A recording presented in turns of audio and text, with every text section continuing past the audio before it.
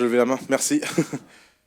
Voilà, donc vous êtes deux. Donc, The Family, c'est la société que je dirige, mais comme je sens qu'il y a plein de fans là, je sens plein de vibes positives. Je suis content d'être avec vous. C'est une société d'investissement qui aide les startups. On fait ça depuis 5 ans. En faisant ça, on a appris plein de choses sur l'entrepreneuriat. Alors, qui ici a envie de devenir entrepreneur? Levez la main. Waouh, cool. Cool. Enfin, vas-y, arrête de faire semblant. D'accord. Qui a déjà lancé son projet? Ou déjà lancé sa boîte? D'accord, super. Vous attendez quoi, les autres? Alors, tiens, parlons de ça, parce que c'est un sujet dont on me parle très souvent. Il y a plein d'étudiants qui viennent me voir en me disant qu'ils veulent faire plein de choses pour être prêts à être entrepreneurs. Et je leur dis toujours la même chose, c'est que la meilleure façon de se préparer à l'entrepreneuriat, c'est d'être entrepreneur. Comprenez quelque chose, c'est que l'entrepreneuriat, c'est rempli de règles qui sont hyper spécifiques. Et la probabilité que vous arriviez à faire quelque chose dans votre vie qui vous prépare à ça est de 0, parce que ça n'existe pas. Et c'est un peu comme si vous jouez au billard et que vous êtes mauvais. La probabilité de rentrer la bille avec une bande est faible, en fait. Déjà, il faut apprendre à rentrer la bille en direct. C'est un peu la même chose. Faire quelque chose en prévision d'un jour devenir entrepreneur. Ça ne veut pas dire que vous avez tous besoin d'être entrepreneur tout de suite. D'ailleurs, ça ne veut pas dire surtout que vous allez tous devenir entrepreneur. Je ne pense pas que tout le monde est fait pour être entrepreneur, mais je pense que le meilleur moyen pour savoir si on est fait pour ça ou pas, c'est d'essayer. Et l'autre chose, c'est que le fait d'essayer de devenir entrepreneur, à l'inverse, ça prépare à beaucoup de choses. C'est-à-dire que beaucoup de gens ne se rendent pas compte à quel point il n'y a pas grand-chose qui peut vous préparer à être entrepreneur. Donc les gens me disent oui, alors c'est pas trop votre genre, mais d'habitude les étudiants me disent oui, je vais aller en audit ou en conseil, comme ça je vais apprendre plein de trucs, et après je vais devenir entrepreneur. Qu'est-ce que tu penses pouvoir apprendre à travailler jusqu'à minuit tous les jours? Pas grand-chose en fait, parce que le monde dans lequel on avait besoin d'aller en audit, c'était un monde dans lequel Google n'existait pas. Évidemment, avant l'apparition de Google, apprendre quelque chose, c'était très compliqué. Avoir du savoir, c'était un truc d'initié. Et donc, aller dans ces endroits-là, ça aidait à passer des étapes. Mais aujourd'hui, c'est relativement contre-productif. À l'inverse, être entrepreneur, ça prépare à plein de choses. Ça prépare à l'incertitude, ça prépare au stress, ça prépare à la dureté de la vie. Parce qu'on le veuille ou non, le monde est de moins en moins protégé.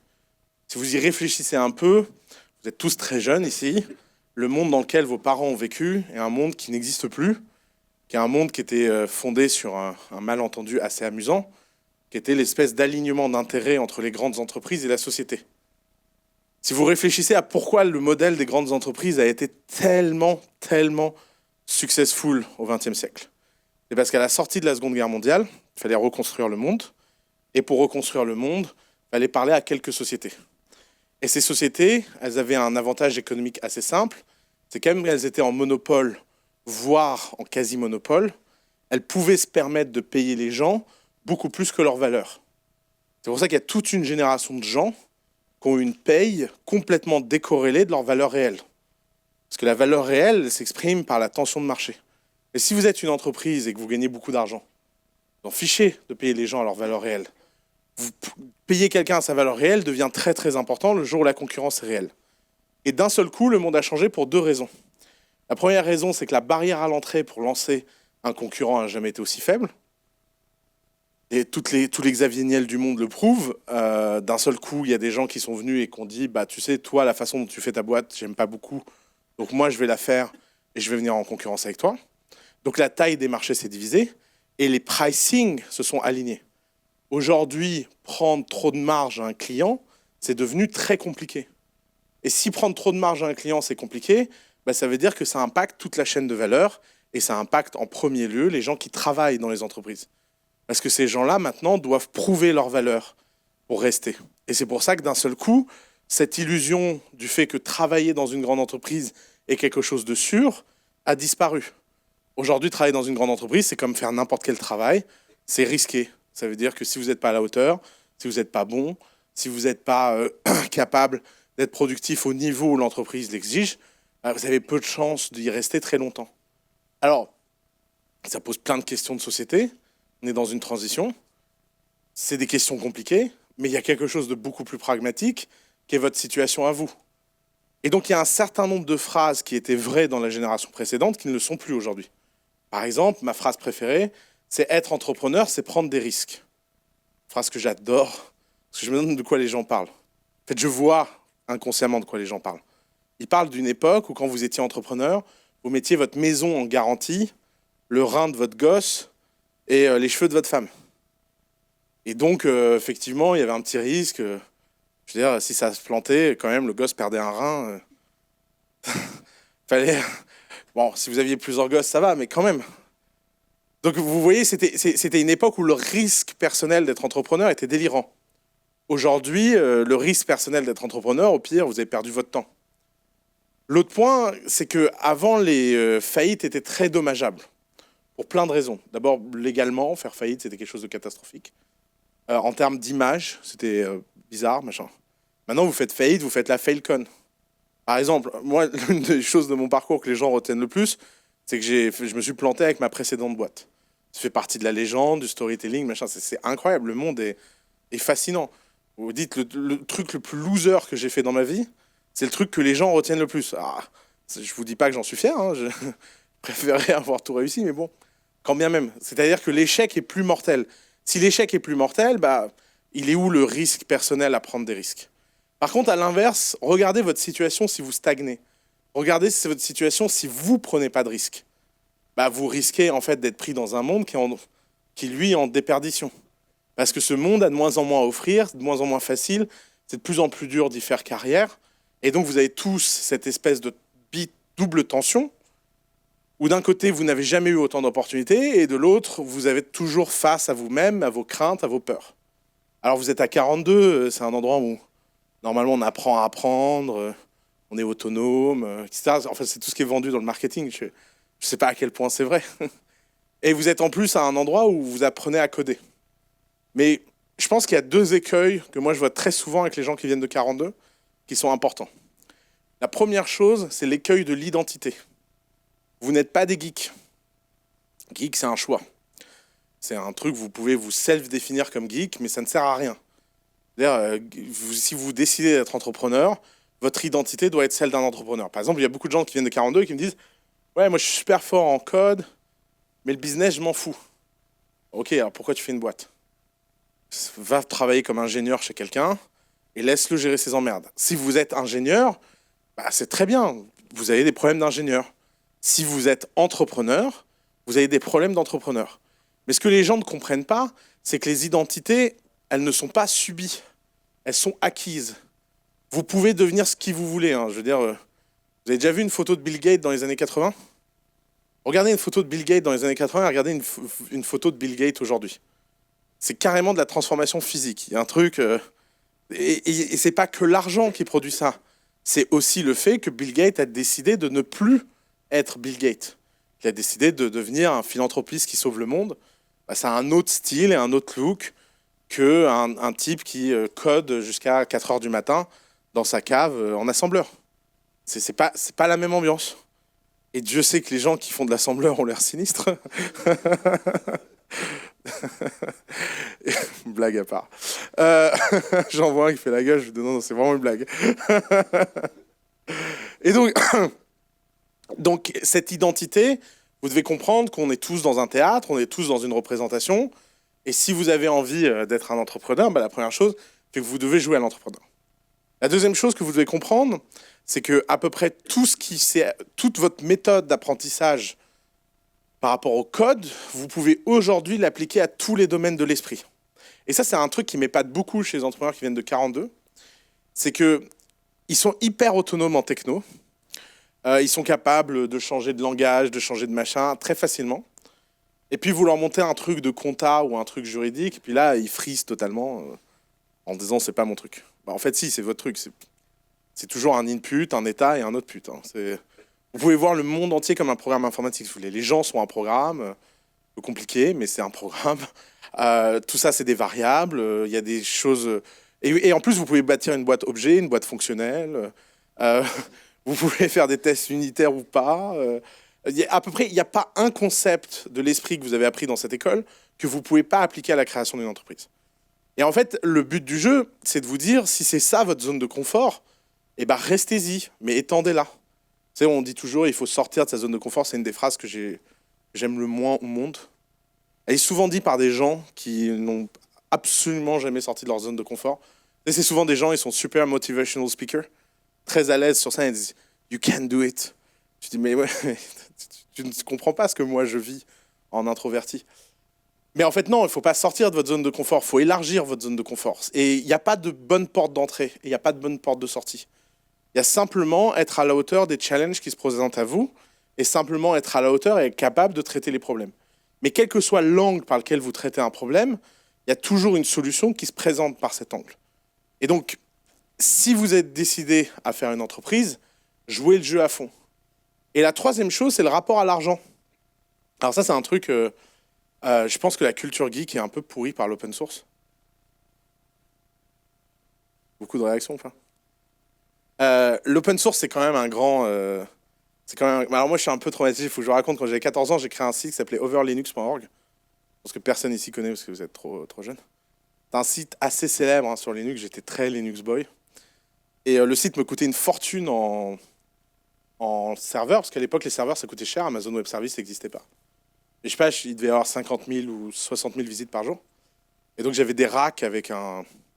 Ça s'appelait Beewolf à l'époque, un cluster Beewolf. Et donc, je payais les serveurs et ça me coûtait 3 000 francs, 4 000 francs, 10 000 francs par mois. Et puis, j'en avais eu marre. Alors, à un moment, j'avais mis la facture en homepage. Quand vous connectiez au site, il y avait la facture du serveur avec un petit bouton Donate. Et j'ai reçu 50 francs de donation. En tout, en un mois. En ticket de 5 francs. Et en fait, j'ai fini par aller sur le forum, parce qu'il y avait un forum, et donc d'expliquer ma situation et de dire que c'était injuste. Et je me suis fait insulter par les gens parce que j'avais mis de la pub. Mais insulter, genre espèce de capitaliste, vendu et tout. Alors Dieu merci, moi j'ai eu mon divorce avec cette communauté à l'âge de 14 ans. Parce que je me suis rendu compte en fait que ces gens qui étaient payés par quelqu'un d'autre, qui croyaient qu'ils codaient, passaient leur journée à commiter dans des projets open source, avec l'argent de quelqu'un d'autre. Et ça, c'est en fait un peu le drame des projets geeks. Le drame des projets geeks, c'est qu'il y a un moment, si vous faites une entreprise, vous avez des gens, et ces gens, ils ne payent pas leur loyer en commit, quoi. Ils ne peuvent pas push sur GitHub leur loyer, quoi. Il faut qu'ils payent avec du vrai argent. Et donc, vous avez besoin d'un business model, et vous avez besoin de penser à où est la valeur, comment vous créez la valeur, et comment cette valeur est partagée. Et vous n'imaginez pas, nous, 80% des projets qui viennent de cette école et qu'on refuse à The Family, c'est toujours autour d'un sujet comme ça. C'est toujours un sujet du « mais je comprends pas comment tu vas gagner de l'argent ». Oui, c'est pas important. On verra plus tard. tu dis non, on verra pas plus tard. Et pourquoi? Parce qu'en plus, les gens ont toujours cette... alors, les gens adorent me dire « oui, mais Google, Facebook, ils ont mis des années à gagner de l'argent ». Et ça, c'est parce que vous tombez dans le piège des Américains. Problème culturel des Américains, c'est que les Américains ont un rapport assez naturel à l'argent. Vous savez, dès qu'ils sont petits, ils font des show and tell, ils vendent des limonades. Je veux dire, Larry Page, il a vendu une limonade sur un marché avant d'apprendre à coder. Enfin, même le plus nerd des nerds aux États-Unis comprend les fondamentaux du business. Et donc, le problème, c'est que ces gens-là se font interviewer et ils parlent de à quel point l'argent n'est pas important. Par exemple, il y a cette interview très célèbre de Zuckerberg au tout début de Facebook. Il est sur son fauteuil là avec ses bros. Et il dit « ouais, l'argent, c'est pas important ici. On pensera plus tard au business model. » Alors Facebook, la première année, a fait 2 millions de dollars de chiffre d'affaires. La deuxième année a fait 5 millions de dollars de chiffre d'affaires. La troisième année, ils en ont fait 10. Mais Facebook, qui fait 2 millions de dollars la première année, il se dit « ouais, c'est pas beaucoup d'argent. » En France, un type fait 2 millions la première année, c'est fini. Il a un TED. C'est même pas un TEDx. Il est invité sur tous les plateaux. Et en fait, c'est un vrai problème de langage culturel où, en fait, évidemment, un Américain qui fait 10 millions, on se dit, bon, c'est le début de l'histoire. Parce que Zuckerberg, il se dit, le jour où j'ai un vrai business model, pas juste un revenu d'opportunité, je peux faire 100 millions ou 1 milliard. Et donc, ici, personne ne se dit qu'ils peuvent faire 100 millions ou 1 milliard le jour où ils gagnent de l'argent. Donc, faites très attention à ça et comprenez qu'en fait, faire une entreprise, à la fin de la journée, une entreprise, c'est un objet simple. C'est une institution sociale qui gagne de l'argent en captant de la valeur, en apportant un service ou un produit qui est nécessaire à la vie des gens et dont les gens ont envie et besoin. Et en captant cette valeur, ça permet de faire travailler plus de gens pour produire plus de services et plus de valeur. C'est aussi basique que ça. Vous pouvez faire ce que vous voulez, vous pouvez apporter tout ce que vous voulez autour de ça. Le cœur est toujours le même. Si vous avez la boîte la plus impactante du monde, qui ne gagnent pas d'argent, vous êtes un esclave.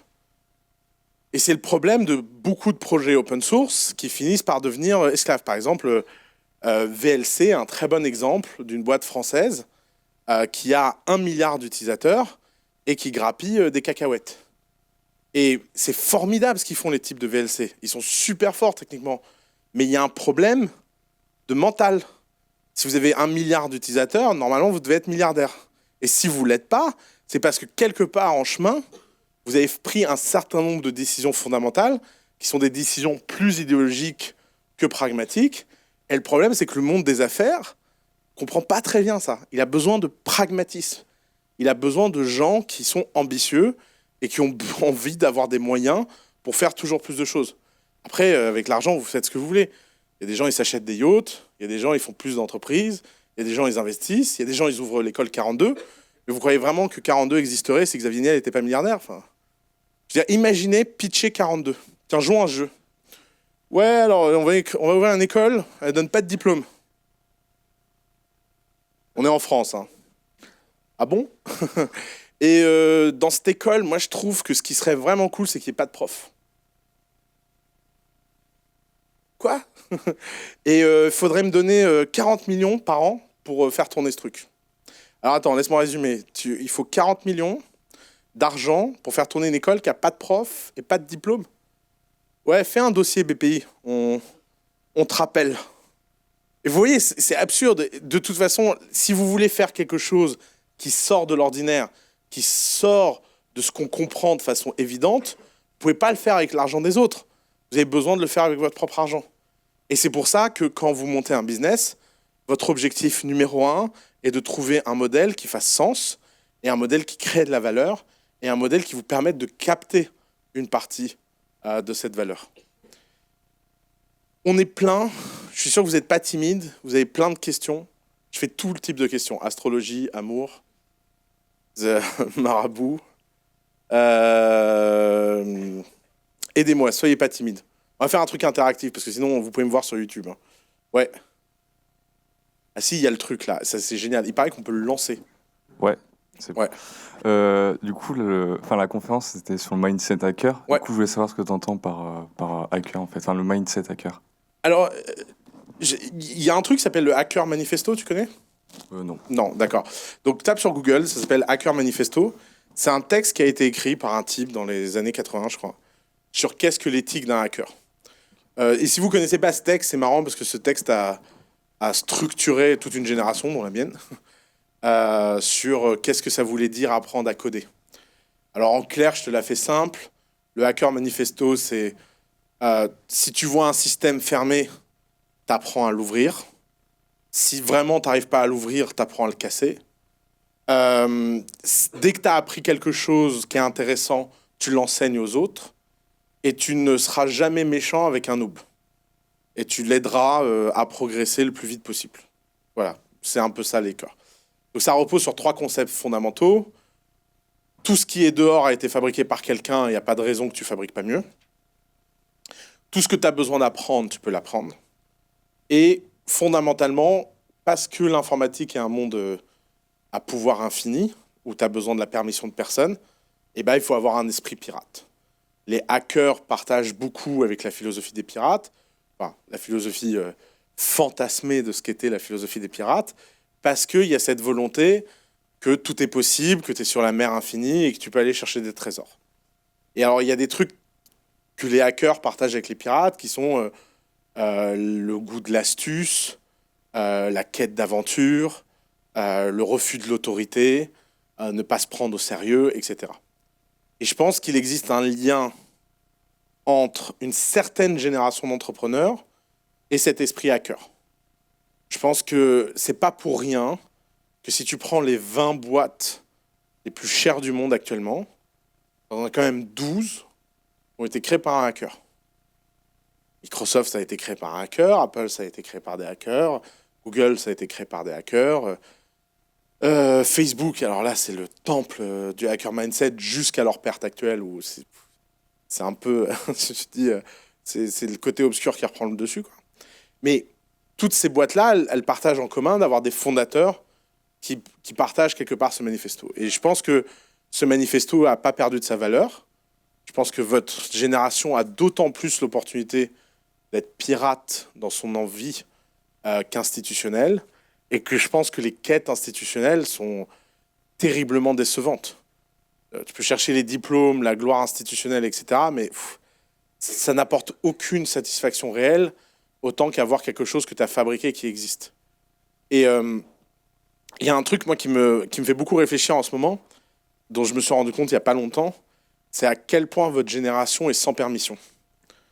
Moi, je suis appartient à une génération de transition. J'ai connu ce que ça voulait dire aller dans un CDI, puis après pomper tout sur Internet. J'ai vu ça, j'ai vu cette transition. J'ai vu l'apparition de Wikipédia, machin. Et donc, de temps en temps, j'ai des mauvais réflexes. Qu'à un moment, j'ai quand même été élevé dans un monde... Par exemple, un des trucs qui m'avait traumatisé, j'ai un petit neveu qui avait 14 ans à l'époque, et il ouvre son ordinateur à côté de moi, et je me rends compte qu'il a tous ses fichiers dans un seul dossier. Et je le regarde, je lui dis, mais tu veux pas ranger un peu ton ordinateur? Et il comprend pas trop ce que je veux lui dire, alors je lui dis, mais attends, comment tu trouves un fichier? Il me dit, bah, je sais pas, je tape son nom.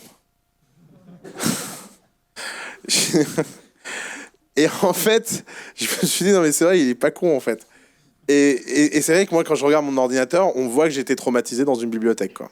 Mais c'est fort ces trucs, hein. Ces images du monde, c'est très très dur d'en sortir, hein. Et en fait, ouais, effectivement, lui, il est né avec... Il a commencé à utiliser un moteur de recherche avant d'utiliser quoi que ce soit. Ça lui paraissait tout à fait naturel de ne pas ranger ses fichiers. Et il n'a jamais souffert de ne pas trouver quelque chose, quoi. Tu vois, comme les vieux là, qui te disent « Ah, c'est dans le dossier compta. » Et alors après, tu dis « Ok, mais en fait, ça pose d'autres problématiques, etc. Donc il faut que le moteur de recherche soit puissant, qu'il soit capable d'aller dans les fichiers, etc. » Mais c'est des paradigmes complètement nouveaux. Mais ce qui est intéressant, c'est que le paradigme qui structure cette époque, et qui est très très dur à percevoir, c'est à quel point il est facile de créer des choses sans aucune permission. Si là, vous vous asseyez derrière un ordinateur, et vous vous dites « je vais coder quelque chose », et bien ce que vous codez, vous n'avez pas besoin de l'autorisation de qui que ce soit. Pourtant, beaucoup de gens continuent à chercher la validation extérieure, comme si cette validation extérieure avait du pouvoir. Je le vois, tous les gens qui me contactent tous les jours pour que je devienne leur mentor. Truc que je ne deviendrai jamais pour personne. Genre l'angoisse. Mentorer quelqu'un. Genre le genre de responsabilité que personne ne veut. Mais, ou personne de sain d'esprit ne veut. Mais je vois très bien pourquoi ils cherchent ça. Parce qu'ils se disent, oh, il doit connaître des choses que je ne connais pas, machin. Enfin, si c'était vrai, moi, je trouve que c'est de plus en plus dur de panner quoi que ce soit à ce qui se passe. Parce que si vous êtes spécialiste dans un domaine, c'est très compliqué de comprendre ce qui se passe dans un autre. Vous savez, maintenant, un mathématicien ne peut plus parler à un autre mathématicien. Vous mettez deux mathématiciens d'univers différents dans la même pièce, la probabilité qu'ils arrivent à avoir une conversation de maths est très faible, hein. À mon avis, ils ont plus de chances de parler de Game of Thrones ou de Netflix, hein. Ils ne font pas parler de maths. Et c'est vrai, bah, par exemple, je sais pas, moi, quand les gens viennent me parler de blockchain, je comprends rien. Enfin, mais rien. Il y a des mots qui sortent de leur bouche. Et je dis, ouais, ça a l'air super. Et je rentre chez moi et je me dis, mais qu'est-ce qu'il m'a raconté, ce type? Et le problème, c'est que quand vous ouvrez un truc de blockchain, vous vous rendez compte que l'investissement temps pour rentrer dedans, c'est des centaines d'heures. Moi, je me souviens dans mon bureau, quand tout le monde était fou, quand ça montait et ça descendait, là. Ils étaient tous là à la journée à regarder les prix des trucs. Moi, j'étais très heureux d'être détaché de ça, en fait. Je me disais, ben, j'ai pas besoin de cet argent, mais tant mieux pour ma tranquillité mentale. Parce que le coût mental de rentrer dans un nouveau sujet, de comprendre un nouveau paradigme, de machin. Et donc, vous devez faire des choix structurants dans votre vie. Mais ce qui est intéressant, c'est que ces choix ne sont plus guidés par personne. Vous êtes libre de faire vos propres choix. Et ce qui est vrai dans les médias est vrai dans le code. Par exemple, prenons mon cas. Imaginons que j'ai eu besoin que les médias relaient mon message. Je ne serais jamais passé. Au mieux, j'aurais été un clown. Je suis un peu gros, j'ai un nom d'arabe. Ça ne serait jamais passé. Mais ce qui est drôle dans l'époque, c'est que vous pouvez aller sur YouTube, tourner une vidéo d'1 heure avec un mauvais son, et des centaines de milliers de gens vont la regarder et connecter avec vous. Et vous avez besoin de la permission de personne. C'est fou, en fait. Ça veut dire que tout le monde ici dans cette pièce a le droit de prétendre à donner sa version du monde et montrer au monde si sa version est meilleure que les autres. Alors, la plupart d'entre nous, quand on va faire ça, Ça va pas changer grand-chose. C'est pas grave. On n'a pas eu besoin de demander la permission. Puis un certain nombre d'entre nous, on va trouver des choses. Et ce qui est fou, c'est que si vous regardez autour de vous, tout a toujours été fabriqué et décidé par quelqu'un. Tout. Cette chaise, cette table, cet écran, tout est une décision.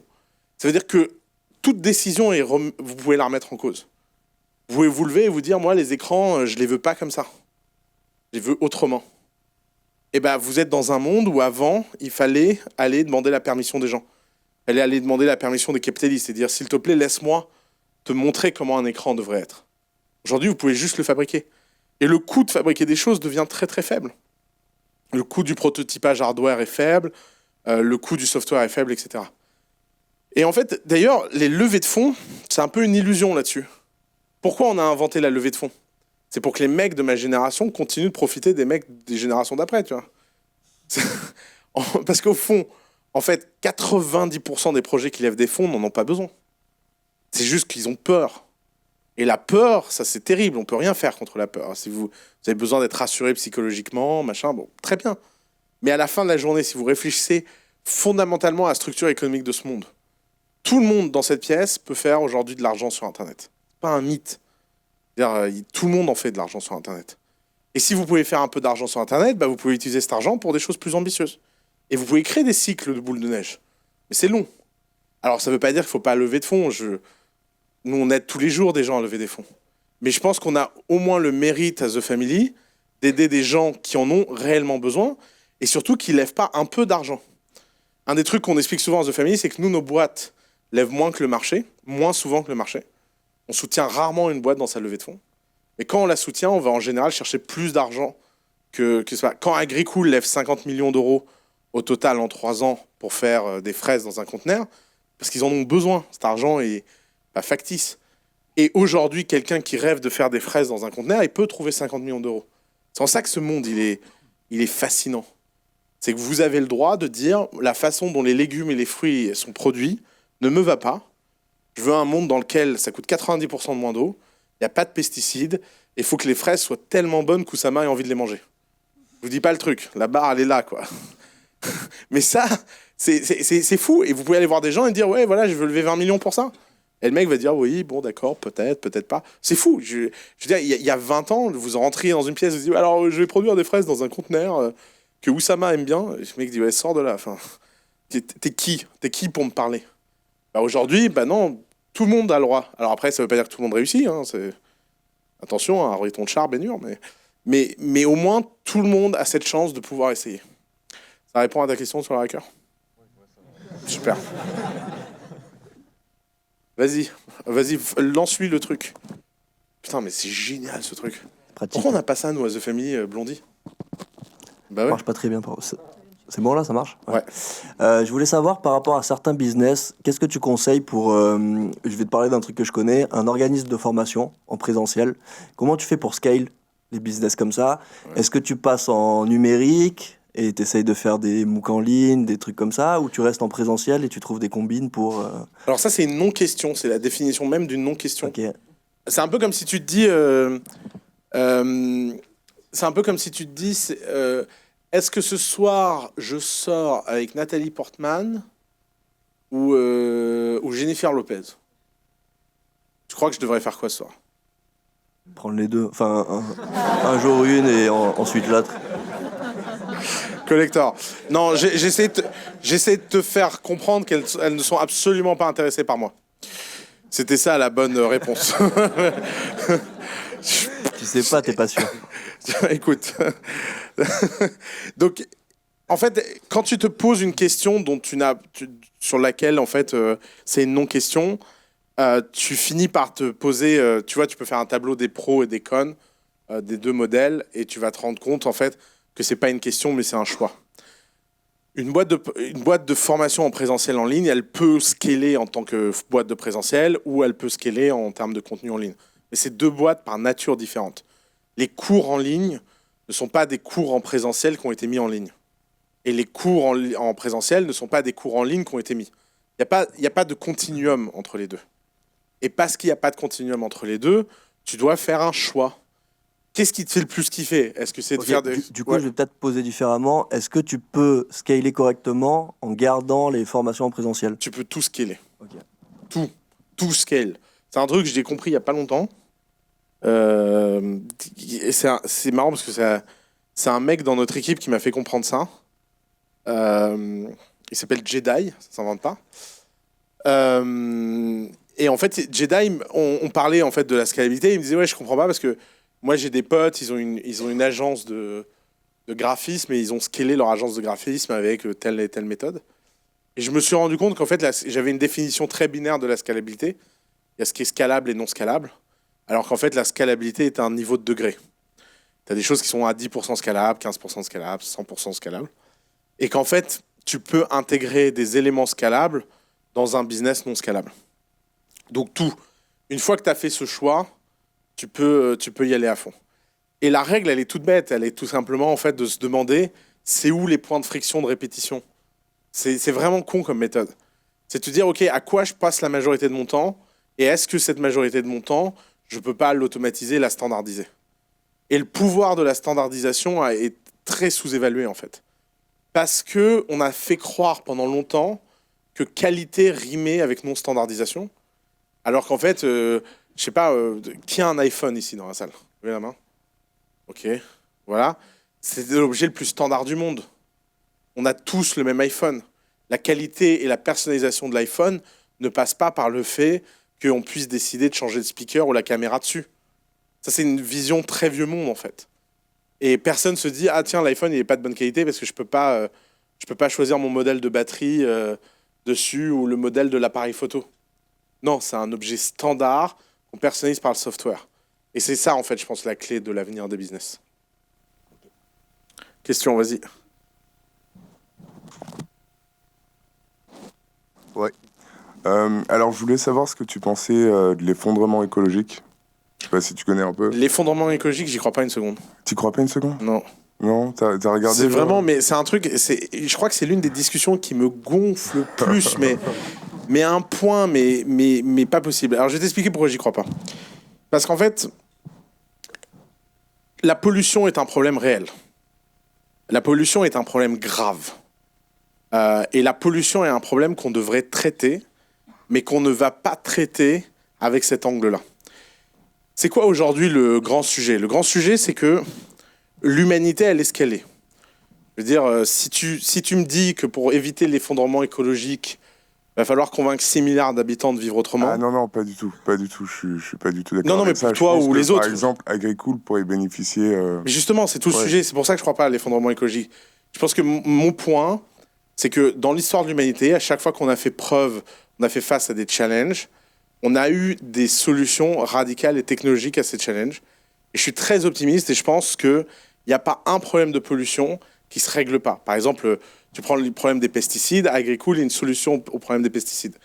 Et je pense qu'on a besoin d'imagination radicale, non pas par rapport à notre avenir et à notre façon de faire, on a besoin d'imagination radicale par rapport à comment on produit cette valeur.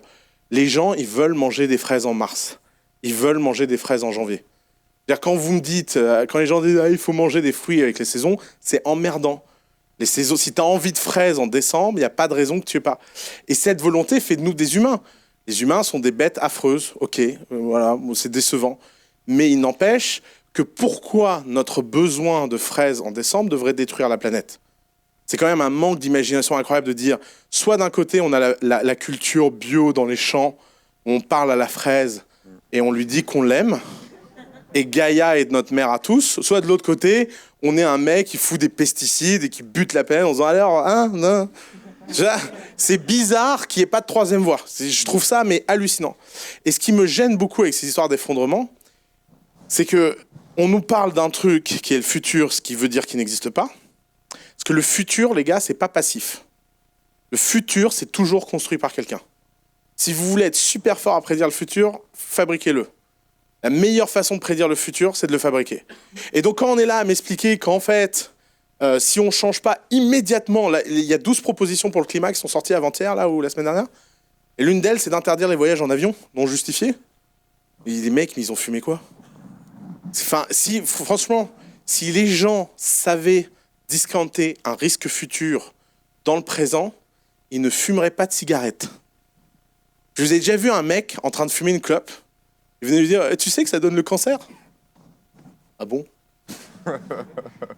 Mais on est incapable de... Et alors, évidemment que 100% des gens qui ont un cancer arrêtent de fumer. Oui, sans blague.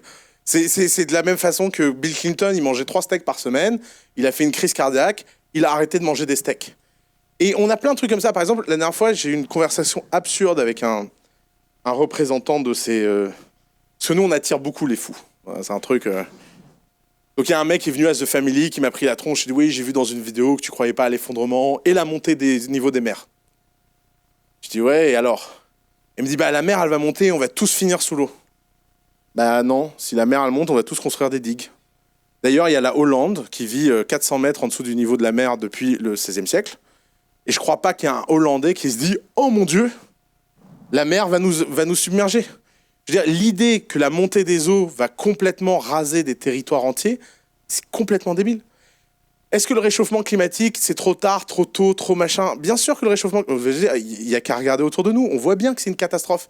Mais le problème, c'est pas la façon dont les gens vivent, c'est la façon, le comment, pas le pourquoi. Évidemment que les gens veulent voyager en avion. Tu vas dire aux gens, écoute, tu vas arrêter de voyager en avion parce que ton empreinte carbone... Moi, chaque fois que je poste un truc sur Instagram d'avion ou de machin, il y a un mec qui vient et fait hey, ton empreinte carbone. T'as envie de lui dire, mais connard, va faire un putain de diplôme en aéropropulsion et trouve-nous une putain de solution pour que je puisse prendre l'avion autrement. Et en fait, aujourd'hui, comme ce risque, il n'est pas encore assez réel, eh ben, on a des politiques qui viennent nous greenwasher. Moi, je pense que tout politique qui vient en disant « Oui, moi, je suis là pour la planète, pour faire un effort, pour réduire le degré », je pense que c'est un mec qui veut pas dépenser les 100 ou 300 milliards nécessaires à développer les technos pour qu'on change fondamentalement de mode de production. Et c'est pour ça que l'entrepreneuriat est une solution à ça. C'est pour ça que je fais Agricool. Je pense que j'ai plus d'impact sur le carbone avec Agricool et mon empreinte carbone que de faire le bobo granola décroissant qui achète sa lessive de je sais pas quoi pour en se disant je sais pas, individuellement j'ai un impact. L'impact individuel sur l'écologie est nul, il n'existe pas. Il faut des solutions ambitieuses, systémiques. Il faut des entrepreneurs qui prennent très au sérieux ce problème. Et la pollution, on est tous d'accord. Je veux dire, quand il y a un mec qui dit « Ouais, je crois pas au réchauffement climatique et tout », tu dis « Mais c'est pas le problème. T'y crois ou t'y crois pas, tu vas pas aller mettre ta gueule dans une piscine de nitrate ou une piscine d'azote ou une piscine de mercure. Ça fait l'unanimité. Je ne comprends pas pourquoi on parle pas plus de ce sujet. Le sujet important, c'est la pollution. La pollution, c'est dégueulasse. Je veux dire, le fait que 6 mois par an dans Paris, un asthmatique comme moi n'arrive pas à respirer, je trouve que c'est un problème un peu plus grave que se demander si dans 2 siècles, la société va s'effondrer ou pas. C'est pas ça le sujet. Le sujet, c'est de traiter les problèmes. Je sais pas, quand on aide des startups comme Plume à mesurer la qualité de l'air pour pouvoir avoir une réponse sur les pouvoirs publics au quotidien, je trouve que ça a beaucoup plus d'impact que le moindre militant écologique qui vient me casser les pieds avec une vision d'un monde qui de toute façon n'existera pas. Et si on n'est pas capable de créer ces technos, et si on n'est pas, eh ben on crèvera tous, pas grave. Je veux dire, l'univers vivra très bien sans les hommes. Enfin, affrontons ce problème aussi. Je veux dire, tout le monde nous parle de l'effondrement, genre c'est la fin du monde. Mais non, le monde, là, la planète, je pense que le jour où on est parti, elle va beaucoup mieux. Hein. C'est de toute évidence. Hein. Donc il faut arrêter de voir la nature comme notre ami Gaïa qui veut notre bien. C'est pas vrai, la nature est neutre. Il faut arrêter de voir la nature comme un endroit fait pour développer les choses. C'est pas vrai. Par exemple, prenons le cas de la fraise. Cas très intéressant. Vous savez que la dormance d'une fraise, c'est 2 heures. Alors, je vous explique comment ça marche. Une fraise, ça reçoit de la lumière. Ça transforme cette lumière en sucre quand elle dort. Donc, elle va capter de la lumière, ça fait son petit bronzage. À un moment, on se dit, oh là là, ça fait trop de lumière. Donc, elle arrête de stocker. Elle attend qu'il n'y ait plus de lumière pour pouvoir dormir tranquille et transformer cette lumière en sucre. Un cycle dans la nature, c'est quoi? C'est à peu près 10 heures de lumière, 12 heures de lumière et 10 heures ou 12 heures de sommeil. Sauf que la dormance, ça dure 3 heures et que le stockage, ça dure 2 heures. Ce qui veut dire que le cycle naturel d'une fraise, c'est 5 heures. Mais la nature, elle s'en fout des besoins de la fraise. La nature, le soleil s'est pas dit en se fabriquant, écoute, je pense que pour le bien de la fraise, il faut que j'ai des cycles plus courts, donc petite planète tourne plus vite pour faire des rotations plus rapides. Non, mais ce dialogue n'a pas eu lieu dans l'univers. Donc si vous voulez offrir le meilleur environnement pour une fraise, Vous avez plus de chances en le faisant un petit paradis pour la fraise. Qu'est-ce qu'ils font à Agricool? Ils créent un paradis que la nature est incapable de créer. C'est-à-dire qu'ils neutralisent l'eau, ils la minéralisent, ils la micro-injectent à la goutte près, c'est-à-dire que la fraise reçoit exactement la quantité d'eau qu'elle a besoin, et ils font des choses dont la nature n'est pas capable. Quand il pleut dans la nature, je veux dire, la pluie se dit pas « Attends, la fraise, t'es trop gorgée d'eau, tu vas pas pouvoir mettre plus de sucre ». Et c'est pour ça que les fraises agricoles sont si bonnes. C'est parce qu'en fait, c'est des fraises qui ont été pensées dans un petit paradis de la fraise. Et tout l'environnement a été mis au ça. Et vous pouvez faire ça dans n'importe quel fruit et légumes. Ils vont lancer les tomates, ils vont lancer les concombres, ils vont lancer les aubergines. Et il est possible d'avoir un monde 100% sans aucun pesticide. C'est une réalité opérationnelle. La techno est là depuis 15 ans. L'aquaponie, ça a été inventé il y a 25 ans. Il faut arrêter. C'est juste qu'il y a un moment, il faut qu'un entrepreneur prenne les éléments, les mette ensemble, crée une marque, crée un processus, industrialise et change le monde. Et le monde, ça change beaucoup plus vite que les gens imaginent. Et by the way, vous savez pourquoi, au fond, j'y crois pas à ces histoires d'écologie et tout? Parce que tous ces trucs-là nous vendent un phénomène majoritaire. Et nous vendent un phénomène nous disant il faut que la majorité des gens adhèrent pour qu'on change. Alors laissez-moi vous révéler un secret sur la nature humaine. Le monde n'est jamais changé par les majorités. Il est toujours changé par les minorités intransigeantes. C'est jamais un grand groupe de gens qui changent le monde. C'est toujours un tout petit groupe de gens. Et c'est fou à observer. Et c'est pour ça qu'il faut prendre cette bataille très au sérieux. Parce que si c'est pas vous qui allez le faire, quelqu'un d'autre le fera. Vous savez, il faut 25 000 gilets jaunes. Hein. Il n'y a pas besoin de 6 millions de personnes dans la rue pour faire une insurrection. 25 000 gilets jaunes. Le président entier, ça devient son sujet pendant 6 mois. 25 000 personnes. C'est ça la réalité de ce monde. Une petite minorité très motivée peut changer tout. Les mecs qui ont envoyé l'homme sur la Lune, ils étaient 50. Hein. Un petit groupe de 50 mecs qui ont travaillé très dur.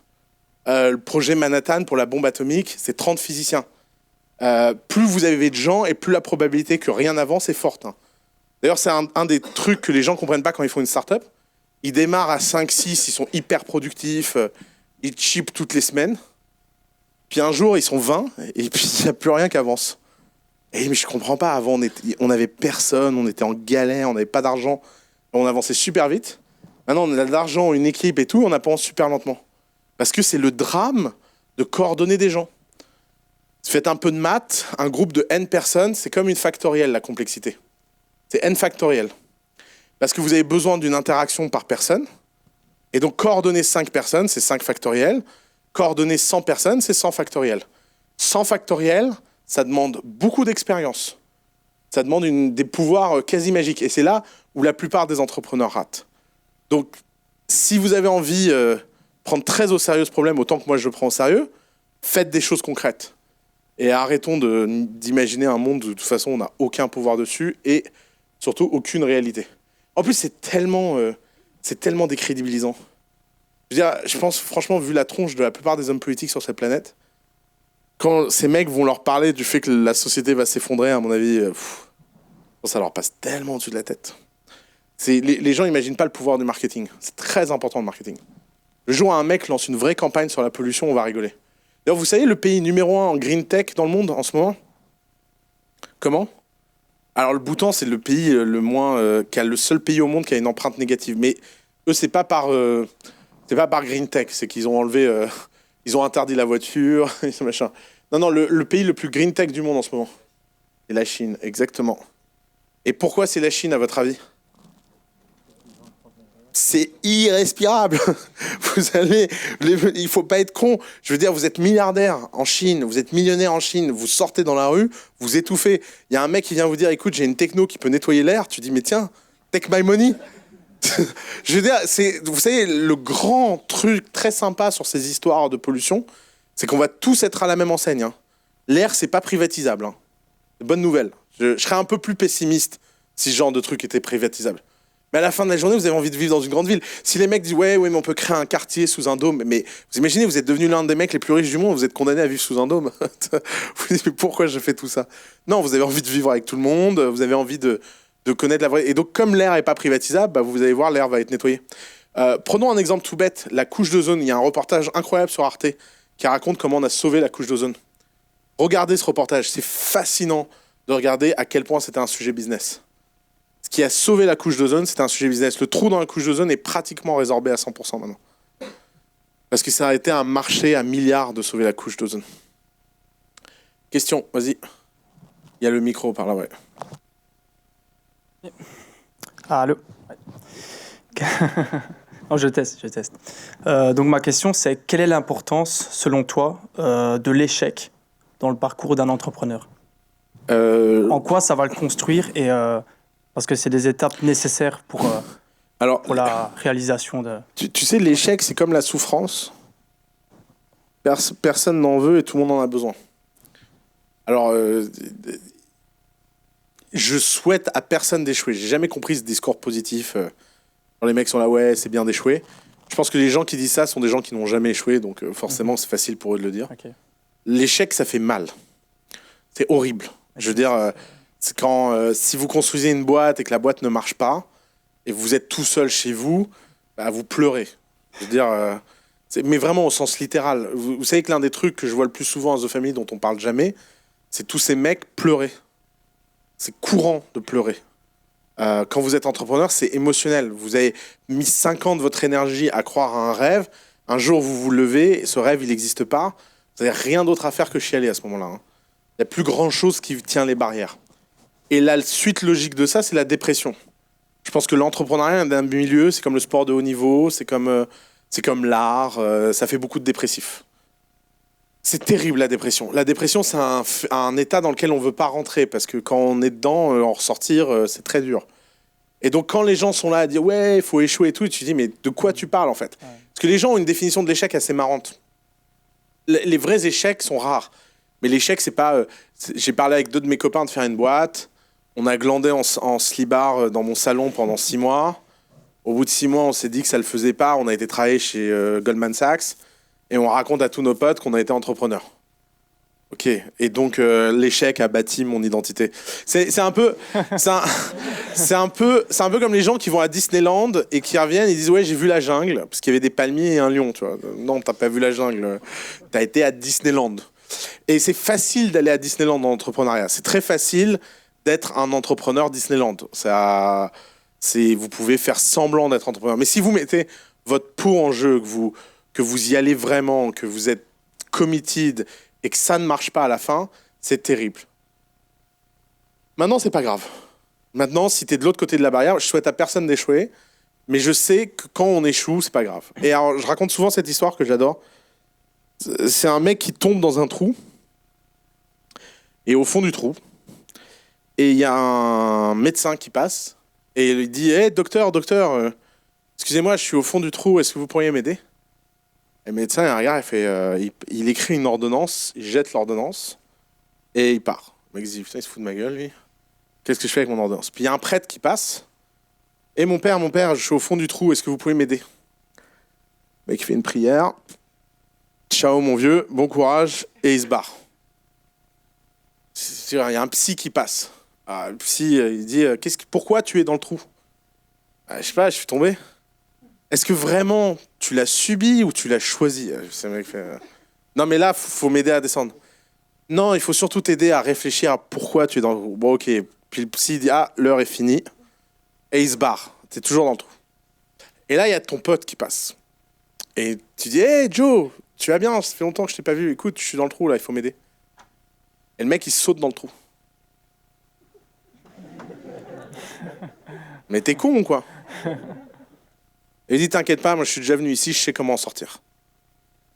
Et en fait, c'est pour ça que quand vous êtes entrepreneur, vous avez besoin d'autres entrepreneurs autour de vous.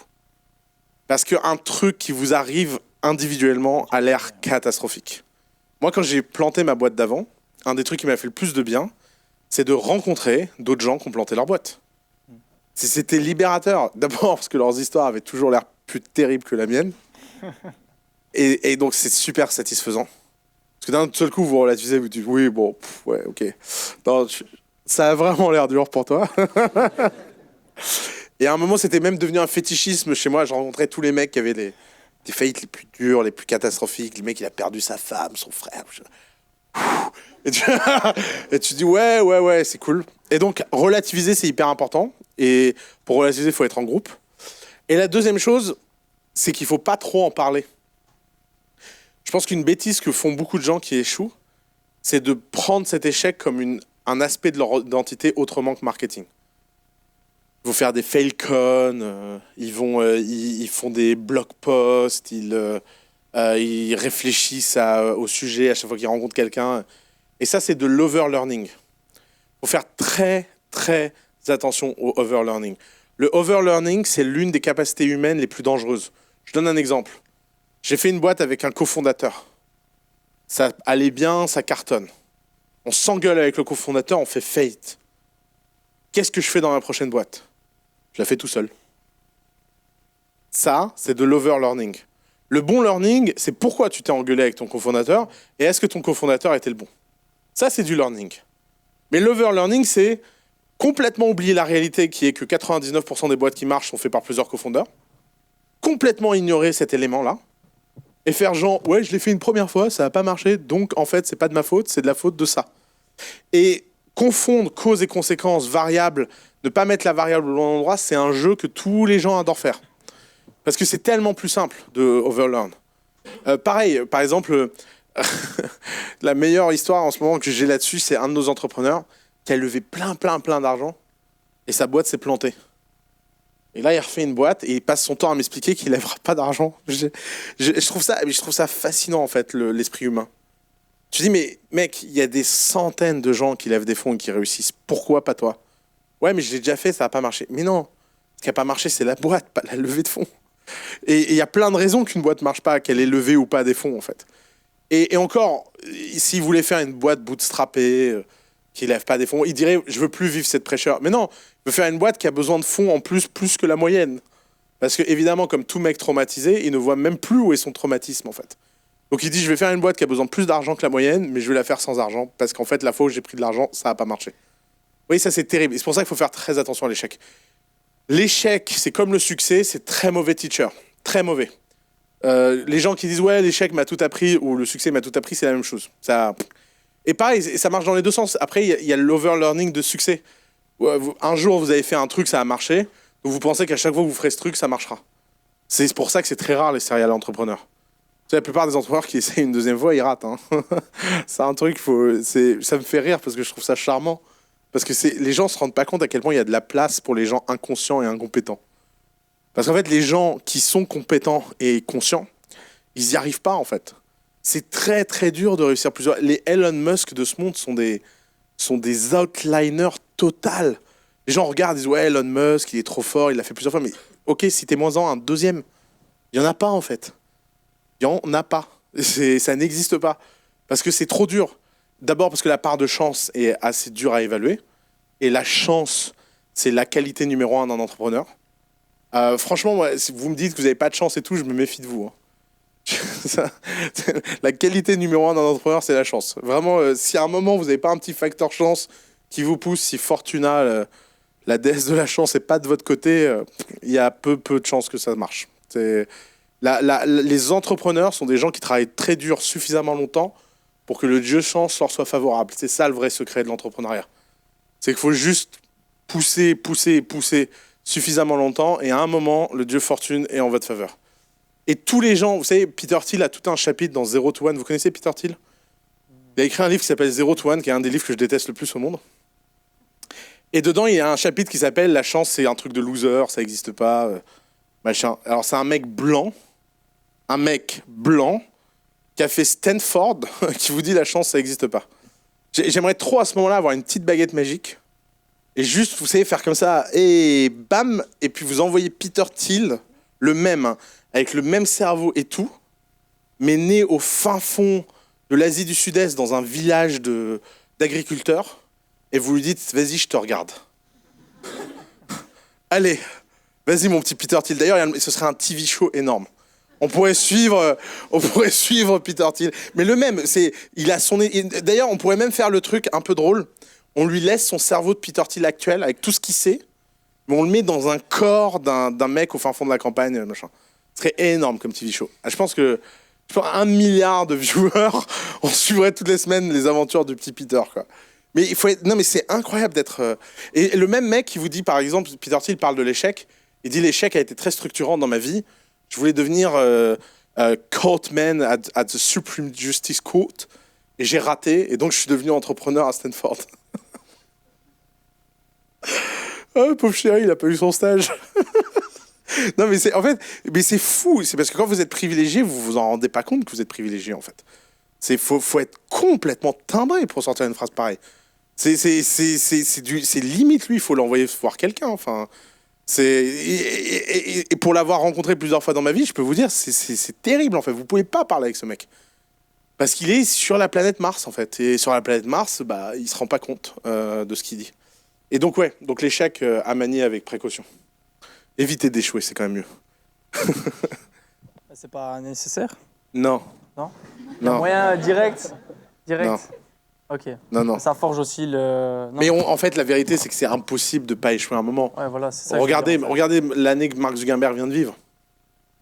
Vous savez, je pense que si on avait un peu plus d'empathie pour tous ces gens de pouvoir, on vivrait mieux sur cette terre. Non, mais essayons d'avoir un peu d'empathie pour Zuckerberg, parce que c'est pas le genre de mec qui suscite l'empathie. C'est un geek blanc, un mec qui a beaucoup de chance, qui est très privilégié. Et vous imaginez, le mec est carrément rendu responsable d'avoir élu Trump et de faire écrouler les démocraties occidentales. Est-ce que vous pensez que quand il était dans sa chambre, il se disait je vais faire Facebook pour connaître toutes les meufs de l'école? Est-ce que vous croyez vraiment qu'à ce moment-là, il a imaginé tout ça? C'est fou, hein. Enfin, à quel point le... Donc, même si tu as été béni des dieux et que tout se passe bien pour toi, il y a un truc à un moment qui te rattrape. Toujours. Okay. Ouais, y a un proverbe juif que j'aime beaucoup qui dit Dieu rigole de nous tous, mais surtout des mecs qui ont un plan. C'est à peu près le proverbe. C'est vraiment un proverbe qui me fascine, moi. Je suis pas religieux, hein. Je veux vexer personne qui le soit, blablabla. Mais moi, je pense que si Dieu existe, il est pas seul. Il y en a plein. Et ils sont dans une pièce à nous emmerder. Et ils sont, tu sais, comme les scénaristes à Hollywood. Alors comment, tiens, lui, là, ça marche bien pour lui en ce moment. De Guimberg, là, on l'avait oublié. Allez, on lui envoie Trump. Tiens, et là, il pose Trump comme ça. Yes, such a loser. Et ouais. Et vraiment, non, mais il faut pas chercher l'échec. L'échec, il faut le surmonter quand il arrive. Okay. Donc, si l'échec arrive... Non, mais non, c'est pour résumer ce que tu as dit. Non, okay, j'ai compris. Donc, quand on a un échec, par exemple, avec sa boîte, comme tu dis, on est dans un état émotionnel. Enfin, il faut vraiment le vivre pour le ressentir. Et faut chercher des gens qui l'ont déjà vécu. Les autres, des gens qui ont vécu. Ouais, voilà, ils vont nous aider à construire l'échelle pour sortir du trou. Chacun à son rythme. Hein. C'est ça. C'est ça. Exactement. Je rigole avec toi. Je rigole avec toi. Okay. Il faut que tu lances par-dessus la. Okay. J'ai peur la caméra là. Je sais pas ouais, t'inquiète, ça passe. Ça passe. Faut prendre des risques. Voilà, tu vois. Je crois que le micro est tombé. Ouais, c'est pas grave. Attends, il arrive. Il manque un bout là. Ouais, ah, le micro. Ouais. Est-ce que tu peux nous donner la caractéristique des entrepreneurs chez qui tu as remarqué une motivation sur le long terme, au début? Alors, un truc qu'il faut que vous sachiez. Bon, je suis filmé là, c'est la merde, mais... C'est toujours le problème quand on est filmé, on n'est jamais 100% honnête. On coupera, c'est cool. Non, mais en fait, moi, j'en sais rien. Je n'en sais rien, mais à un point pas possible. Au début de The Family, il y avait un truc que j'adorais faire parce que ça marchait super bien en marketing. C'était de faire genre, on sait ce qu'est un entrepreneur. J'ai même fait une vidéo, les 5 clés de l'entrepreneur, je sais pas quoi, avec David Laroche, là. Mais bon, David Laroche, il avait besoin de démarrer, moi aussi, enfin, tu vois. À l'époque, on avait besoin de faire du sensationnalisme pour que les gens s'intéressent à nous, tu vois. Donc, tu avais Shaman Oussama qui parlait à Petit Blondie. Et Petit Blondie disait « Alors, Oussama, dis-nous les clés du succès ». Et Oussama, il disait « Ouais, alors, tu sais, la détermination. Bah oui, c'est sûr, vaut mieux être déterminé que pas. » Alors, c'est pour avoir un vrai moment d'honnêteté avec vous. Qu'est-ce qui fait... Franchement... D'abord, il y a une décorrélation incroyable entre tes qualités humaines et ta réussite. Ça, c'est la première réalité la plus dure à gérer pour nous. Quand tu as des gens humainement malsains qui réussissent, c'est toujours perturbant, en fait. Tu te dis, mais putain, ce type, c'est quand même le pire des connards et il réussit vachement bien. Et à The Family, on essaie de pas avoir de connards. Et donc, ça nous est arrivé plein de fois de rendre des parts à des mecs qu'on n'aimait pas et leur boîte cartonne, tu vois. On a même une boîte... qui vraiment cartonne, tu vois. Alors tu te dis, bon, c'est quand même bizarre. Et à l'inverse, t'as des mecs incroyables. Il y a des gens à The Family, je leur donnerais ma famille, mes amis, mon argent, et ils se plantent, ça marche pas. Et pourtant, humainement, c'est des gens extraordinaires. Alors à The Family, on a décidé d'avoir une approche radicale par rapport à ça, comme tout ce qu'on fait, qui est de se dire, étant donné qu'on sait pas, faut qu'on arrête de faire semblant. Et donc maintenant, la politique à The Family, c'est de se dire, si les mecs qui rentrent à The Family, on arrive à être potes avec eux, bah, ils y restent. Si on n'arrive pas à connecter avec eux à ce niveau-là, bah, on les oublie. Et ce qui veut dire que si tu sélectionnes 100 mecs ou 200 mecs par an qui font des projets, et qui peuvent être tes potes, il y en a forcément là-dedans qui vont réussir. Alors il y en a peut-être 5 qui vont réussir, 10 qui vont réussir, 15. Ça dépend de ton niveau de chance. Mais on a décidé d'être complètement aléatoire là-dessus. Et en se disant, au pire, si ça rate, c'est des potes, alors tu peux faire des choses avec eux, ils peuvent réessayer une deuxième fois, etc. Et qu'est-ce qui fait qu'on a envie d'être potes ? Bah, nous, on aime les gens intelligents, humbles mais pas timides, qui ont envie, qui ont faim, qui sont pas untitled, et qui sont suffisamment sympas pour prendre soin des autres autant qu'eux. Voilà. Et on veut des gens qui ont de l'imagination, parce qu'on est des rêveurs. Donc si tu viens et que tu me parles de fichiers Excel, ça me fait chier. Donc ça veut pas dire que t'es pas un mec bien, mais c'est juste, toi, j'ai pas envie de connecter avec toi, je vais pas faire l'extra effort. Je vais pas me dire, ah tiens, ce dimanche, j'inviterai bien le mec avec l'Excel à venir bouffer à la maison. Bah non, je fais pas ça, quoi. Par contre, je me dis, ah tiens, ça me ferait plaisir d'avoir Lucas, ça offre service à manger, ah ça me ferait plaisir. Et donc, en fait, tout vient à la bouffe, au fond. Hein. Tu te dis, est-ce que tu as envie de bouffer avec ce mec ou pas ? Et après, tout le reste, c'est de la connerie. Le nombre de fois où tu vois un marché, tu dis, ah ouais, ce marché, machin. Et alors, c'est marrant parce qu'on continue de faire semblant, parce que sinon, tu deviens fou. Je veux dire, quand une boîte rentre à The Family, elle nous demande ce qu'on pense de son idée, bah on lui dit. On lui dit, ça a marché, ça a pas marché, machin. Mais Dieu merci, on prend des gens suffisamment orgueilleux pour qu'ils nous écoutent finalement pas tant que ça. Je pense que c'est un peu, ça s'appelle pas The Family pour rien. Hein. Je pense que, tu sais, si vous avez des enfants un jour, vous verrez, vous pouvez leur dire ce que vous voulez. À la fin, ils en font qu'à leur tête. Hein. C'est un peu le principe. Et bah, c'est la même chose. Il faut que les entrepreneurs viennent à The Family, on leur dit des trucs, ils le prennent en considération, ils le prennent pas en considération. Et alors, un truc marrant, c'est que après l'avoir fait pendant 5 ans et avoir été pote avec plein de gens, tu te rends compte quand même qu'il n'y a rien de prédictif. C'est vraiment... Je pense que la philosophie chinoise comprend mieux les gens que la philosophie occidentale. Souvent, je regarde plein de vidéos sur YouTube, là, sur des trucs de philo chinoise, un peu pour les nuls, vous savez, les trucs... Mais il y a des concepts qui me fascinent. Et notamment, c'est un truc qui s'appelle le Wang Fu, le Wang Fei, je sais pas quoi. C'est le fait de... C'est l'inaction qui est une action.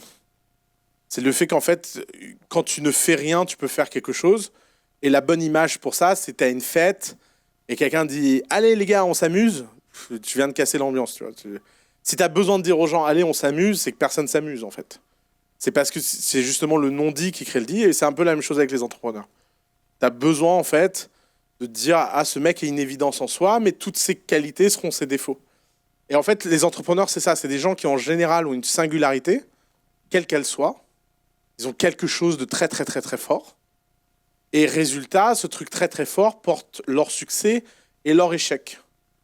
Et c'est souvent leur qualité qui les mène à leur perte. Et donc, toi, ton métier, c'est de voir où est leur qualité, de la maximiser et d'essayer de construire un environnement autour d'eux qui limite les risques de cette qualité. Par exemple, je sais pas, si tu as un mec qui est très, très, très fort en égo, et qui est vraiment un acharné en égo, bah, tu as besoin de lui mettre quelqu'un qui est un peu plus détente en interne pour pas qu'il finisse comme un gros radin. Si tu as quelqu'un qui, à l'inverse, est un gros dépensier mais de la bonne énergie, bah, tu as besoin de lui mettre un CFO qui râle un peu pour le contrôler. Tu vois. Et tout ça, c'est des histoires d'équilibre, en fait. C'est une alchimie marrante, c'est une alchimie humaine. Il faut que tu réussisses à trouver l'équilibre. Mais ça démarre toujours d'une singularité. Et il n'y a pas une singularité qui est mieux qu'une autre. Tu as des gens qui réussissent parce qu'ils sont... incroyablement drivés, il y a des gens qui réussissent parce qu'ils sont incroyablement calculateurs, il y a des gens qui réussissent parce que machin. Mais ce qui est sûr, c'est que les entrepreneurs sont jamais dans la moyenne. Si vous êtes plutôt du genre à être dans la moyenne, oubliez l'entrepreneuriat. Je pense que c'est le test numéro 1 de l'entrepreneuriat. C'est qu'à un moment, vous devez avoir un truc qui vous porte plus que le reste. Quoi. C'est pas... si tu as 14 sur 20 partout, mais 20 sur 20 dans rien, c'est un peu compliqué. Ouais. J'ai le micro. Vas-y, et après tu le passeras. Salut Oussama. Salut. Tu as fait une vidéo, une interview avec La Nouvelle École où tu parles un peu de toi, tu reviens sur ton parcours. Ouais. Et à un moment, tu dis que tu aimais trop le monde des idées pour être entrepreneur ou quelque Ouais. chose du style. Est-ce que tu penses que c'est antinomique ou que c'est incompatible Attends, pour je être l'ai un bon dit. entrepreneur? Étant donné que je l'ai dit, oui, je le pense, mais Ok, est-ce que tu peux détailler sur ce point? ça se résume à quelque chose de simple, en fait, qui est que le monde des idées est un monde qui est trop théorique. Et quand tu es entrepreneur, tu as besoin de rendre une idée concrète. Et rendre une idée concrète, c'est y passer beaucoup, beaucoup de temps. Et c'est donc oublier les autres idées. Tu peux pas être en open relationship avec tes idées. Il y a un moment, tu as besoin d'avoir une idée et te dire je vais me marier avec elle pour les 20 prochaines années et je veux ne chérir qu'elle et n'aimer qu'elle. Et c'est compliqué en fait, parce que tu te dis, il y a plein d'autres idées quoi. Et donc s'il y a plein d'autres idées, pourquoi juste elle en fait? Et donc j'ai remarqué que les entrepreneurs sont rarement des... On croit souvent que les entrepreneurs ils ont 1000 idées à la minute. C'est un peu Paul Valéry qui rencontre Einstein. Vous savez, Paul Valéry, c'est un écrivain français qui a des carnets, très beaux d'ailleurs, où il notait des trucs en permanence. Et il s'étonne de voir qu'Einstein n'a pas de carnet sur lui. Et il dit, mais quand vous avez une idée, où vous la notez? Et Einstein le regarde, il fait, vous savez, les bonnes idées, moi j'en ai eu 2 dans ma vie, c'est déjà beaucoup. Hein. Et on parle du mec qui a fait E égale MC2 et le reste, tu vois. Mais c'est juste qu'en fait, Paul Valéry n'est pas dans la même compète. C'est juste que Paul Valéry, il est dans la frivolité et machin. De la même façon que nous, on est dans la frivolité quand on regarde les startups. Moi, je peux vous parler comme un malin d'Agricool. Je pense fondamentalement que je parle d'Agricool mieux que son CEO. Hein. Je le sais. Mais je ferai jamais ce que Guillaume est capable de faire. Dieu merci. Donc il faut des gens pour faire le storytelling, puis il faut des gens pour faire les vraies boîtes. C'est pas la même chose. Et oui, c'est antinomique. Alors vas-y, dernière question ici. C'est à quelle heure qu'on doit partir? À 16h. Ça marche encore? Donc il y a 10 minutes quoi. Bon allez, dernière question, vas-y. Ouais, du coup, souvent tu parles de loi de Pareto. Et là, du coup, si demain on veut lancer une boîte, c'est quoi les 20%, les actions qui prennent 20% du temps et qui vont rapporter le plus? Et c'est quoi les 80% des actions qu'on ne doit pas faire ou minimiser? Alors c'est simple, c'est très très très très simple. Fabriquer un produit et le vendre. Point, ça c'est les 20%. Et tout le reste, tu peux oublier. Donc la compta, les levées, le networking, le réseau, le branding, la com, les PR, la finance, la planification, le management, la stratégie, machin. Si tu get client, produit, right? Si cette boucle, elle tourne et elle commence à tourner, va se passer un truc magique, c'est qu'elle va tourner de plus en plus vite et ça va créer comme un centre de gravité pour tout le reste. Et tu vas voir, comme par magie, il y a plein de gens qui vont apparaître et qui vont être 1000 fois plus compétents que toi pour régler tous tes problèmes. Mais personne pourra régler ce problème au cœur. C'est ça un entrepreneur. Un entrepreneur, c'est quelqu'un qui comprend le lien secret entre un produit et ses clients. C'est tout. Il est capable de savoir que les gens ont besoin de quelque chose que eux-mêmes n'ont pas. Et vous savez, il faut jamais écouter les gens. C'est pour ça que le Lean Startup, c'est dangereux. Faites très attention au Lean Startup, les enfants. C'est pire que la drogue. C'est catastrophique, le Lean Startup. Parce que le Lean Startup, ça te dit quoi? Ça te dit, va demander aux gens ce que tu dois fabriquer. Mais le problème, c'est qu'ils ne voulaient pas vraiment dire ça. Sauf maintenant, c'est baisé, tout le monde a compris ça. Et donc, qu'est-ce que c'est le Lean Startup? C'est aller demander aux gens. Alors, il y a cette blague que j'aime beaucoup. On avait demandé au PDG de Porsche s'il faisait des customer surveys. Et il avait dit pourquoi faire. Et on lui dit, je sais pas, pour savoir ce que les gens veulent. Il dit, vous savez, moi, chaque fois que je parle à un mec de sa Porsche, il me dit quoi? Il me dit qu'il n'a pas assez de place pour les jambes, il faut qu'elle fasse moins de bruit et qu'il faut une place à l'arrière. En clair, il m'a fabriqué une Volvo. Moi, je fabrique pas des Volvo, je fabrique des Porsche. Pourquoi? Parce que moi, je sais pourquoi les gens achètent des Porsche. Les gens achètent des Porsche parce que quand ils sont en Carrefour, ils aiment bien que tout le monde les regarde. Il faudrait que ça fasse du bruit, qu'il n'y ait pas de place à l'arrière, machin. Et ça, c'est comprendre le vice des gens. C'est comprendre les gens, ce que les gens n'avouent pas. Un autre exemple là-dessus, c'est l'algorithme de recommandation de films de Netflix. Il pourrait donner lieu à une thèse de philo absolument géniale. Netflix, pendant des années, luttait contre le churn par la recommandation. C'est tout bête à comprendre comme problème business. Si vous payez un abonnement Netflix et qu'à chaque fois que vous vous connectez à Netflix, vous ne trouvez pas un truc sympa à regarder immédiatement, vous allez finir par pas revenir sur Netflix, vous ennuyer et finir par churner votre abonnement. Donc, regarder des choses régulièrement, c'est la meilleure façon de vous prémunir du churn. OK ? Donc, comment ça marchait ? C'était un problème d'ingénieur. Les ingénieurs, en général, sont bonnes patates. Donc, ils se sont dit, on va demander aux gens qu'est-ce qu'ils aiment, et en fonction de ce qu'ils aiment, on va leur recommander des films. Et donc, je ne sais pas si vous vous souvenez de cette interface, mais sur Netflix, avant, quand on se connectait, on disait, j'aime tel film, ce film-là, je l'ai aimé, ce film-là, je n'ai pas aimé. Et en fonction de ça, on recommande. Et plus l'algo recommandait des films autour des goûts des gens, et plus les gens churnaient. Pourquoi ? Because everybody lie.